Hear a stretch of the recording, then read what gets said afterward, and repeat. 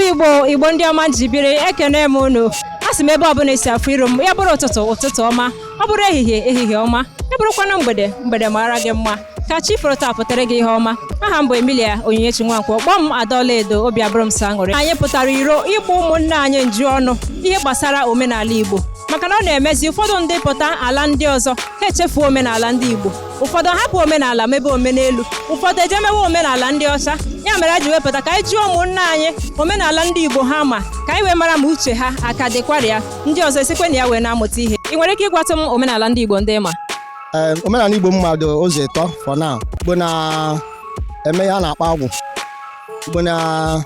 omenala ha na-emekwa iri ji like ndị be anyị na-eri ji na Septemba Ọgọst iri ji abụ onye ọbụla na-anakọta ụlọ akpọ onye isi bụ onye isi obodo weta ji na mmanụ eme gịnị awa ji na họl kpọkọ ndị mmadụ erie ji wee kene Chineke n'ihe ọma o mere ọnya bụ iri ji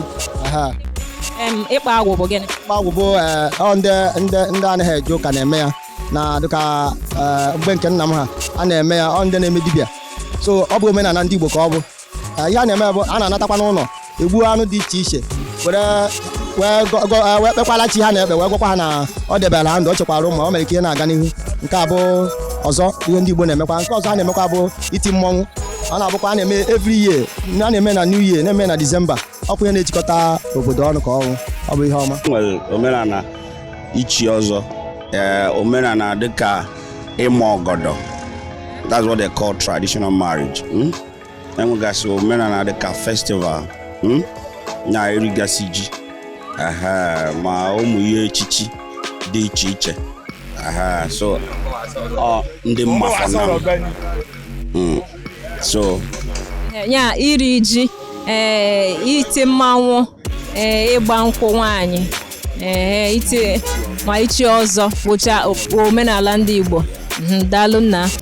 ama m omenala ndị Igbo dịka iti mmọnwụ iti odo anyị nwabụ ndị Enugu steeti na-eti odo then ama m omenala Igbo ife dịka ịgba afa omenala Igbo ka ọ bụ ịgba nkwụ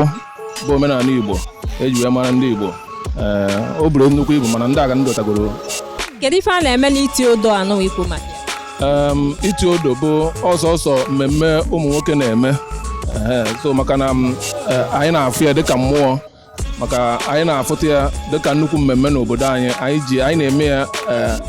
kwa afọ ka eji eme ya bụ mmemme ọ na-abụ mmemme eji ama okorobịa etinye ya okorobịa n'obodo gị ịnọ n'ime ya ọ bụ na izu ezuo na okorobịa ị ga-abadị obere nwa aba n'ebe a na-eme ya